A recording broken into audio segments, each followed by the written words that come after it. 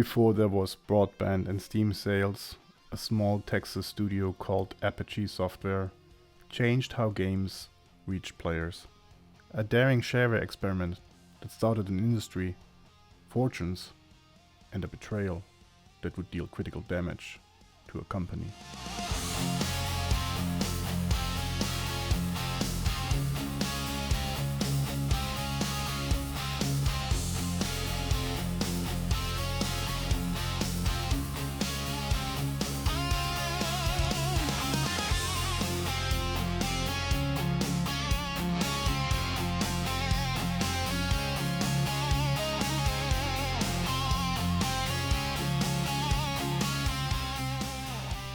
The company's roots trace back to Scott Miller, a programmer and marketer with equal parts stubbornness and vision. As he later recalled in an interview, he started out writing games for a magazine called IB Magazette, which had rights to publish these games for 1 year.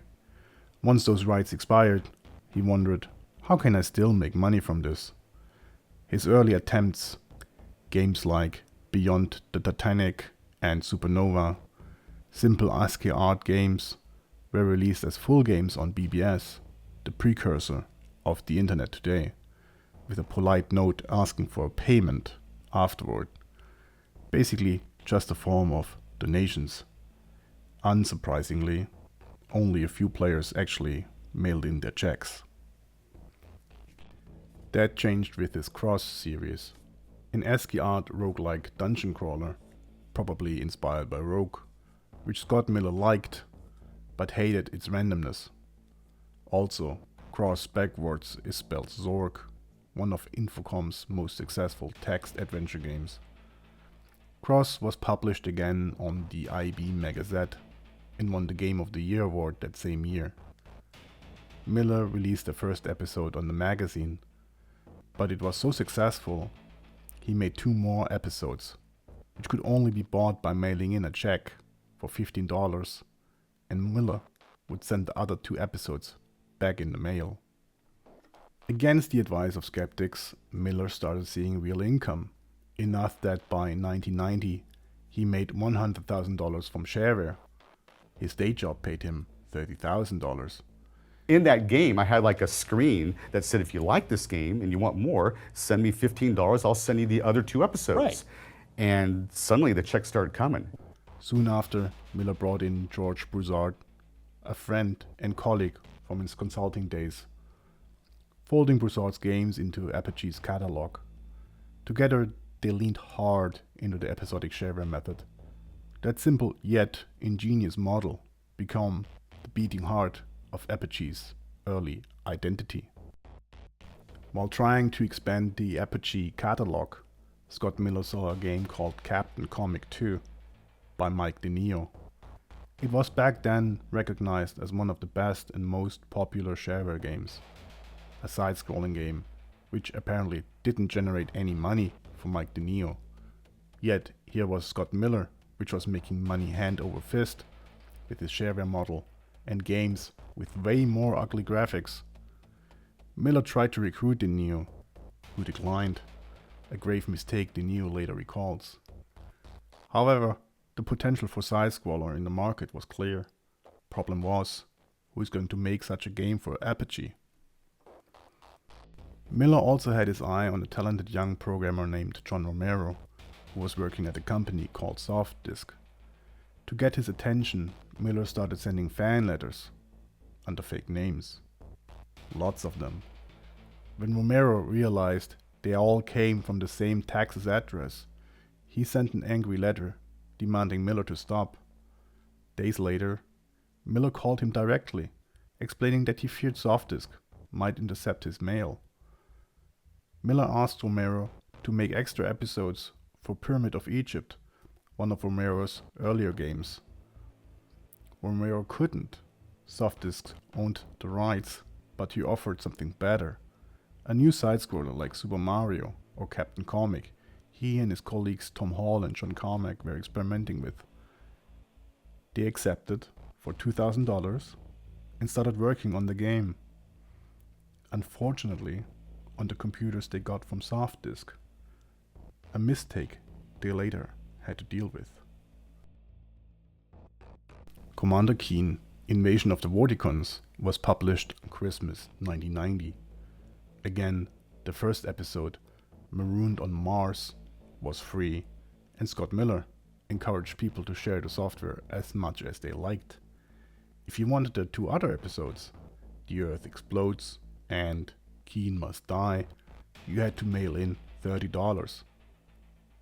As Apogee was making $7,000 per month before, they suddenly had sales of $16,000 per month. Miller described the game as a little atom bomb for him and also for BBS controllers and magazine editors alike. Commander Keen was a smash hit worldwide. Scott Miller hired his first employees, one of them his mom, to handle all the mail and distribution. Commander Keen wasn't transformational for Apogee itself, but also for the little group of developers, Tom Hall, John Romero, and John Carmack, which they called Ideas from the Deep, or short, id Software, as the first royalty check of $10,500 rolled in. The 3 decided to quit Softdisk and formed their own game company in Mesquite, Texas, near the offices of Apogee. Softdisk, however, got wind of them having Commander Keen developed on Softdisk machines, even though they took them home on the weekends and during the week back to the office. id Software agreed, after some legal battle, which Scott Miller paid for, to make a couple of more games for Softdisk's game Magazette Gamer's Edge to be able to own the IP of Commander Keen.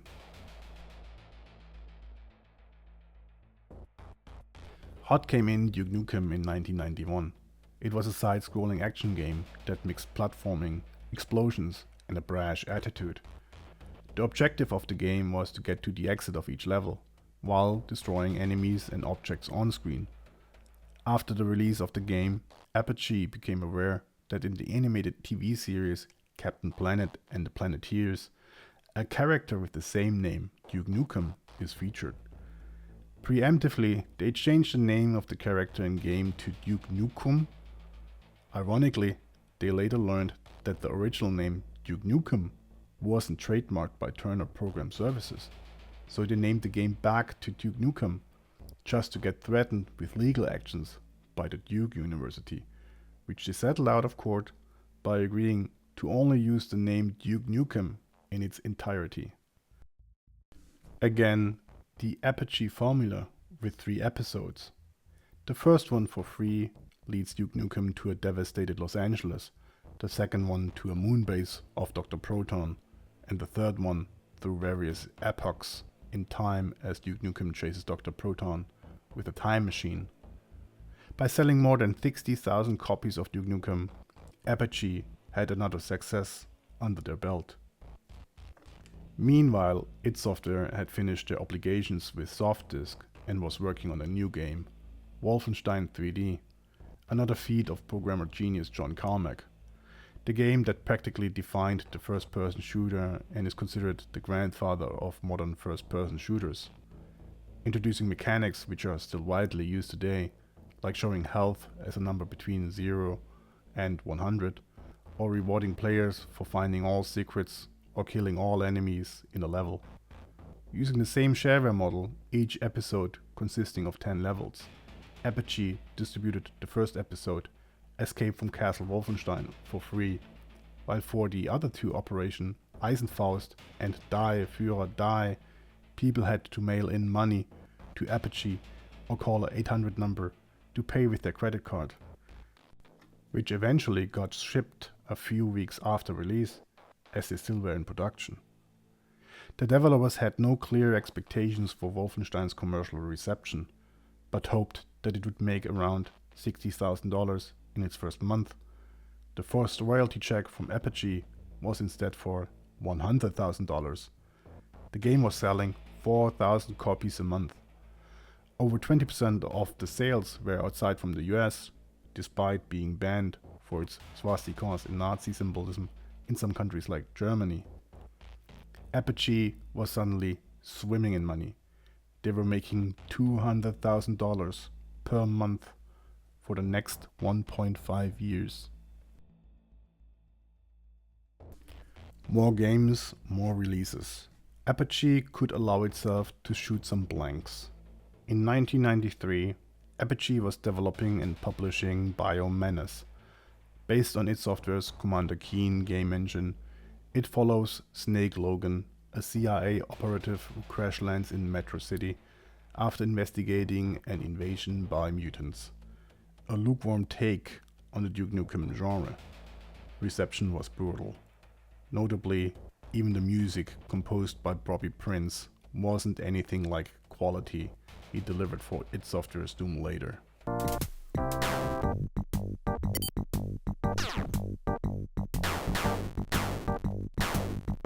Major Striker, a game by George Broussard, featuring Major Harrison Stryker, a World War III veteran who goes on a mission to wipe out the Creton military installations on 3 different planets. Eye-catcher was Fleet Admiral Yoshira, an attractive, often flirtatious woman who briefs Stryker between missions. The resemblance to Bitmap Brothers' Xenon 2 is striking, yet not anything close to the graphics fidelity of the original, and Xenon was published 6 years earlier.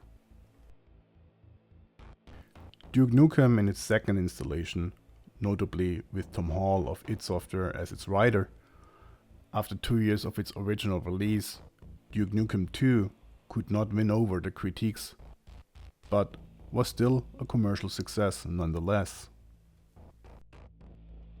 Scuba Ventures. In order to fulfill its obligations to Softdisk, id Software had to develop several games under contract that granted them the rights to the Commander Keen IP back in 1991.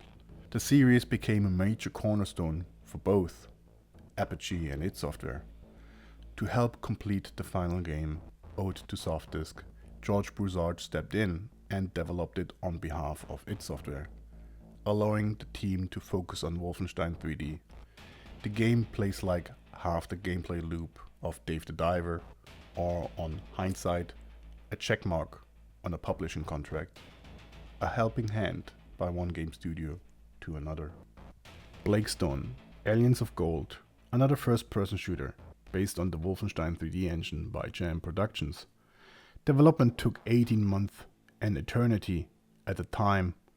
Little is left of the legacy of Blakestone, other than introducing colored access cards, something which fans of first-person shooters would find in another genre-defining game too, one which, unfortunately for Apogee, was released only 1 week later.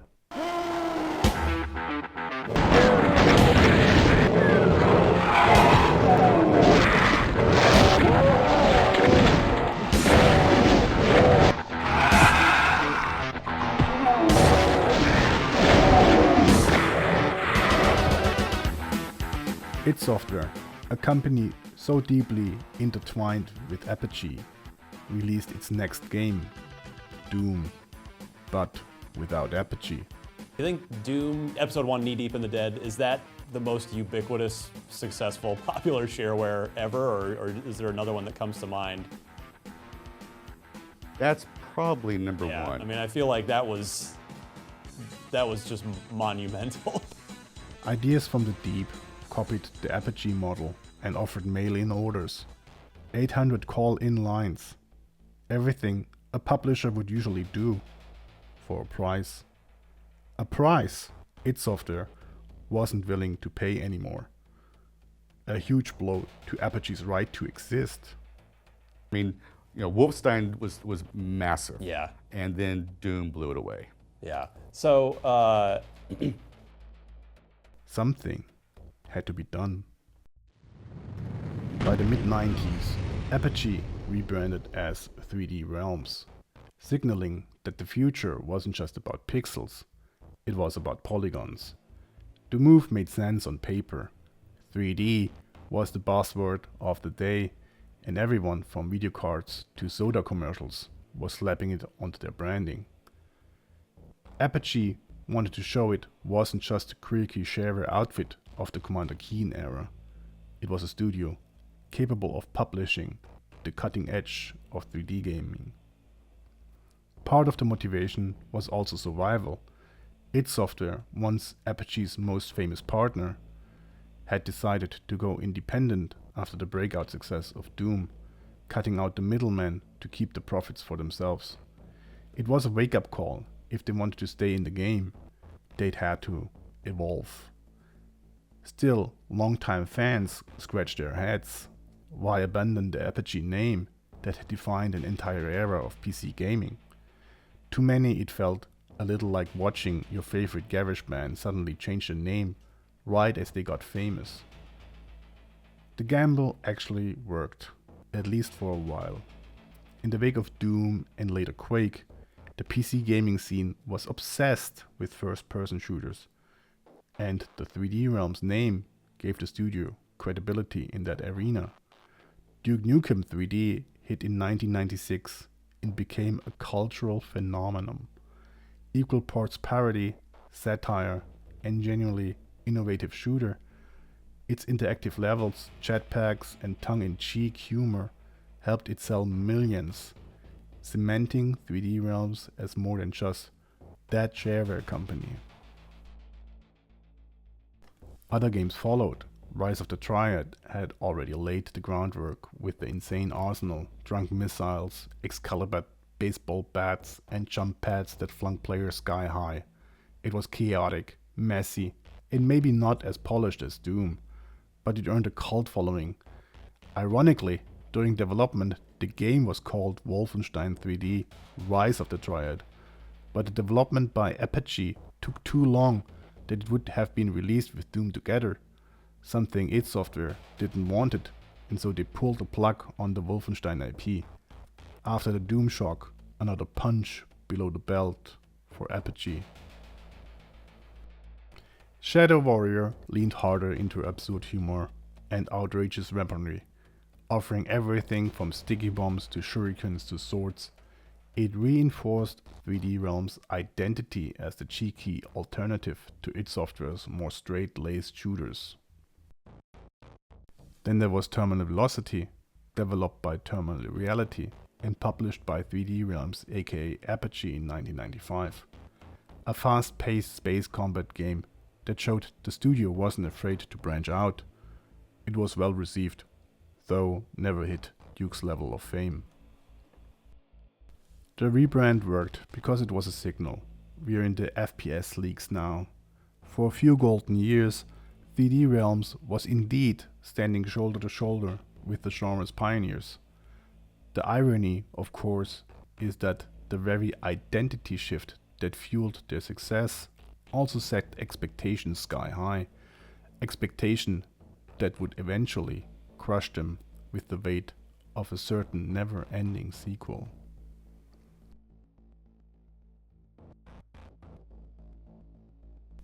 Duke Nukem Forever was supposed to be their magnum opus, but instead it turned into one of gaming's longest-running jokes. Constant engine swaps, ballooning ambition, and the crushing weight of players' expectations left the project trapped in development limbo for more than a decade.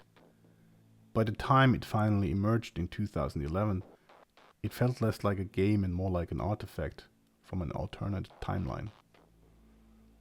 Inevitably, the company itself hit hard times.